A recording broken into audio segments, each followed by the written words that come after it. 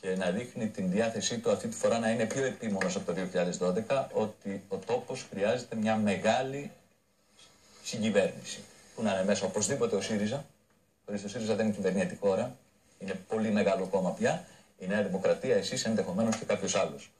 Θα επιμείνετε σε αυτό? Όχι μόνο θα επιμείνουμε, νομίζω υπάρχει προβάλλει ακόμη πιο έντονα αυτή η ανάγκη και θα σας εξηγήσω τι εννοώ. Η στρατηγική που προτείνει ο ΣΥΡΙΖΑ έχει ημερομηνία λήξης. Είτε τον Μάρτι, είτε το αργότερο τον Ιούνιο. Δεν υπάρχει και αυτή η στρατηγική, δεν βγαίνει. Μπορεί να έχει μερικά σωστά αιτήματα ο ΣΥΡΙΖΑ στην πολιτική του, αλλά η στρατηγική που έχει επιλέξει είναι εντελώς λάθος. Και γι' αυτό θα το βρει μπροστά του.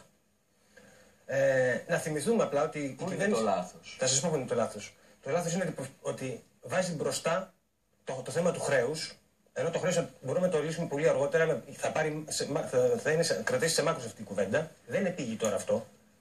Έτσι λοιπόν έχουν δεσμευτεί οι εταίροι μας για την διευθέτησή του. Ο ΣΥΡΙΖΑ θέλει να αλλάξει πρώτα όλη την Ευρώπη μέσα σε μια μέρα, να διορθώσει όλες τις ατέλειες της Ευρώπης, γιατί υπάρχουν ατέλειες, μέσα σε μια μέρα, για να αρχίσει μετά να ασχολείται με τα προβλήματα της χώρας.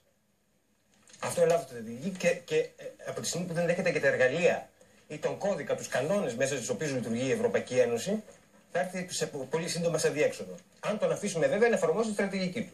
Γι' αυτό δεν πρέπει να εφαρμοστεί αυτή η στρατηγική. Θέλω να θυμίσω στον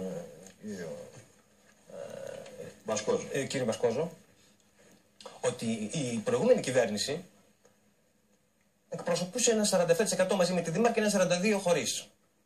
Και την οποία κυβέρνηση την έλεγε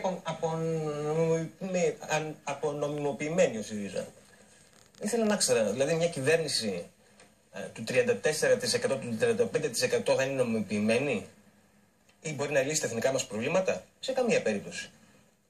Γι' αυτό λοιπόν χρειάζεται εθνική συνένεση, να βρούμε την εθνική μας στρατηγική, να είναι μια από ευρεία πλειοψηφία και όσο πιο ευρύ είναι, τόσο πιο δυνατή θα είναι, τόσο πιο ρεαλιστική και τόσο πιο βιώσιμη θα είναι.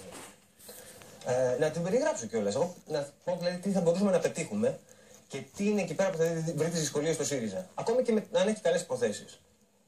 Μας λέει ο κ. Μπασιώκας ότι εμείς δεν θέλουμε πλεονάσματα. Θέλουμε το κούρεμα του χρέους.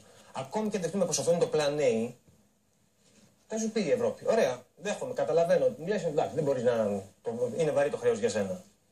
Θα το κουρέψω μεν ή θα σου κάνω με διευθέτηση, αλλά θέλω να μου δώσεις και εσύ κάτι. Δηλαδή, θα συνεχίσεις τις μεταρρυθμίσεις, θα εξασφαλίσεις όρους ανάπτυξης, γιατί εμείς έχουμε παραδώσει αυτή τη στιγμή τη χώρα με αριθμούς ανάπτυξης. Θα εξασφαλίσεις ότι θα έχεις πλεονάσματα για να μπορείς δυνητικά, ακόμη και αυτό το χρέος που θα μείνει, να μπορείς να το αποπληρώνεις.